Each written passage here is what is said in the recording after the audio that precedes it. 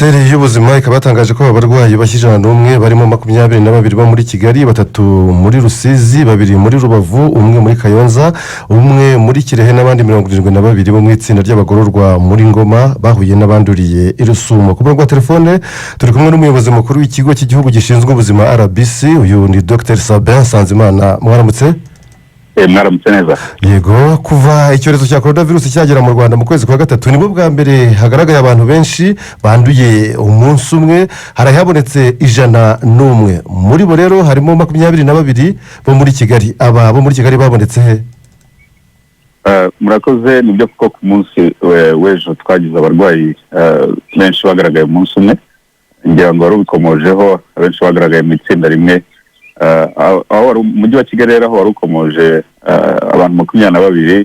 Ngira ngo murabizi ko hari imirenge mu mujyi wa Kigali iri muri guma mu rugo kubera ko n'ubundi twabonye abarwayi aho ngaho muri iyo mirenge mu karere ka Kicukiro ndetse n'akarere ka Nyarugenge. Muri abo rero kimwe cya kabiri cyabo twabonye ejo n'ubundi bagaragaye muri iyo mirenge.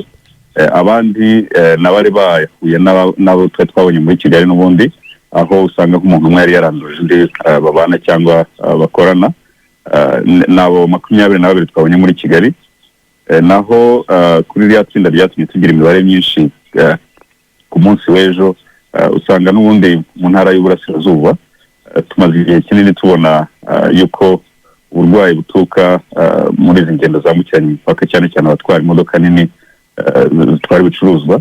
Rya tsinda rero naryo rifite aho rihuriye n'ubu burwayi tumaze igihe kinini tubona hariya mu ntara y'Uburasirazuba. Hanyuma ubwo aho mwarimu kumojeho n'ubundi mu Burasirazuba, aho muri gereza yabonetsemo abantu 72. Umuntu yibaza ukuntu icyo cyorezo cya coronavirus cyagezemo gite? Icyorezo cya coronavirus gikwirakwira mu buryo bwihuse cyane, kandi rimwe na rimwe utanakekera aho cyava n'aho cyajya.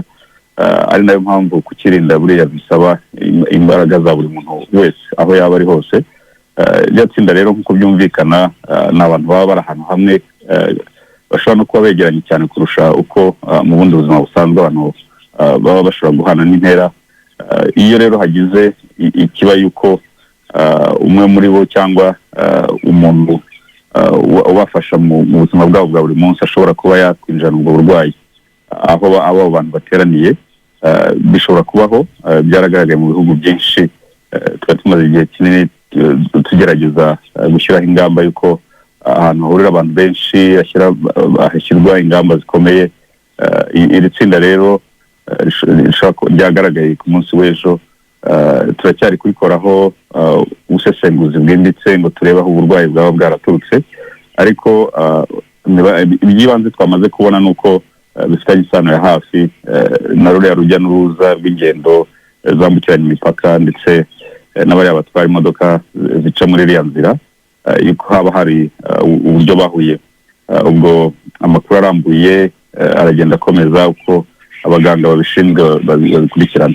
Muracyakora ubushakashatsi, ariko abantu 72 baba hamwe buriya ni benshi cyane. Ingamba zahise zifatwa ni zihe muri iyo gereza? Ingamba ni gukomeza gupima abantu benshi bashoboka, gukomeza no mu zindi n'ahandi hacumbikiwe abafungwa hose, ndetse no muri za gereza. Ndagira ngo nanasobanure neza yuko atari muri gereza, ahubwo ni ahantu hacumbikirwa abafungwa mu gihe baba bagikurikiranweho ibyaha baba baregwa cyangwa se andi makosa. Ntabwo ari muri gereza nk'uko ijambo ubwo ni muri za kasho. Nizo bita za kasho mu rurimi rworoshye kumva neza. Ubwo rero ikiri bukorwe ni ugukomeza gushakisha. Icya mbere ni ukumenya aho uburwayi bwaba bwarakomotse, kugira ngo n'abandi bahuye n'abo bafungwa nabo babe bapimwa, ndetse n'ahandi hacumbikiwe abantu benshi muri za kasho naho hakorwe igikorwa nk'icyo cyo gupima. Ndetse turakomeza uretse n'aho ngaho n'ibindi byiciro mu ntara y'Uburasirazuba byegereye uriya muhanda wambukiranya imipaka, aho izo nzira zose zinyuraho tubona ko uburwayi bushobora kuba bugenda buva kuri biriya byiciro twabonye imbere bugakwira ku bandi. hose twashyira ibipimo tukavura ndetse n'abagaragayeho ubu burwayi. Tugaruke mu mujyi wa Kigali muri aba 101 bagaragaye ku munsi w'ejo harimo 22 bo muri Kigali. Kugeza ubu byifashe bite mu midugudu yo muri uyu mujyi wa Kigali yashyizwe muri gahunda ya guma mu rugo? Muri iriya midugudu biragenda uko byari byarateganijwe n'ubundi, abahatuye barabyubahiriza. Ubundi iyo gahunda ya guma mu rugo yashyizweho, igikurikiraho cya mbere ni ugushakisha ababa bafite ubwo burwayi bari mu ngo zabo kugira ngo batakwirakwiza ahandi. Kugeza ubu tumaze gufata ibipimo by'abarenga 2,000 batuye hariya, akaba ari naho nyine hagaragayemo abagera ku 10 ku munsi w'ejo, ndetse hari n'ibipimo bikomeze gufatwa kugeza igihe turangiriza kubona ko nta burwayi bukiri gukwirakwira mu baturage bahariya cyangwa se buhava ujya n'ahandi. Turashimira rero abaturage bahatuye kuko bari korohereza inzego zibishinzwe gukora akazi neza. Ubu ababa barimo kutwumva bashobora kugira impungenge z'uko iki cyorezo cyaba cyaramaze gucengera neza mu baturage bo muri Kigali, murababwira iki? Mu mibare dufite, mu bigaragara ndetse n'akazi dukomeza gukora, ni uko mu mujyi wa Kigali uburwayi ntabwo bwakwirakwiye nk'uko wari ubivuze, ahubwo twe turakomeza gushakisha ko nta waba afite ubwo burwayi aturuka muri ya mirenge twabonye ko ariho izingiro ry'icyorezo mu mujyi wa Kigali ryari ritangiye kuzamuka, cyangwa se n'ahandi hose, kuko abantu baragenda bava mu ntara imwe bajya mu yindi. Tubikora rero mu buryo bw'ubushakashatsi. Turaza gukomeza mu bindi byiciro mu tundi duce dutandukanye, haba muri Kigali ndetse no mu Rwanda, kuko ubu burwayi bushobora guhindura isura umunsi uwo ari wo wose, ariko twe tubibona neza iyo twapimye, kandi ibipimo byacu birakomeza kwiyongera, ndetse n'abantu baba bafite nk'ibimenyetso bisa n'ibicurane bashobora guhamagara wa murongo 114 urakora neza, kuko hari igihe dushobora kuba tutagupimye kandi warahuye n'ubwo burwayi. Nibwo butumwa bw'ibanze, ariko ikiruta ibindi cyose byose ni uko abantu bubahiriza amabwiriza yo kwirinda, ko niwo haba hari umwe ufite ubwo burwayi aho uri, ntakomeze kuba wakwirakwizamo. Igihe twese twambaye neza agapfukamunwa, tugakaraba buri kanya, ndetse tugahana intera aho turi hose.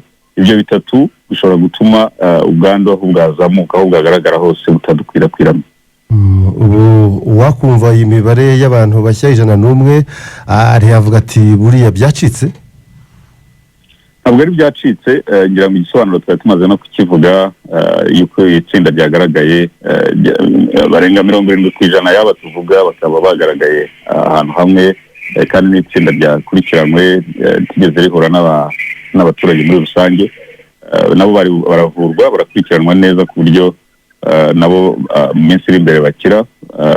Rero ni umubare uri hejuru n'ibyo ku munsi umwe, ariko ni umubare unasobanura, unatwibutsa yuko ubu burwayi bushobora kugera aho ariho hose. Buri wese aho ari, mu kazi arimo, aho atuye hose agomba kwirinda kugira ngo uburwayi tuzabutsinde, kandi ntabwo ari urugamba rw'umuntu ku giti cye, ni n'inshingano ya buri wese ku bandi. Tubashimire, murakoze cyane. Nanjye ndabashimiye. Umunsi mwiza. Namwe umunsi mwiza. Uyu ni Dr Sabin Nsanzimana, akaba ari umuyobozi mukuru w'ikigo cy'igihugu gishinzwe ubuzima RBC.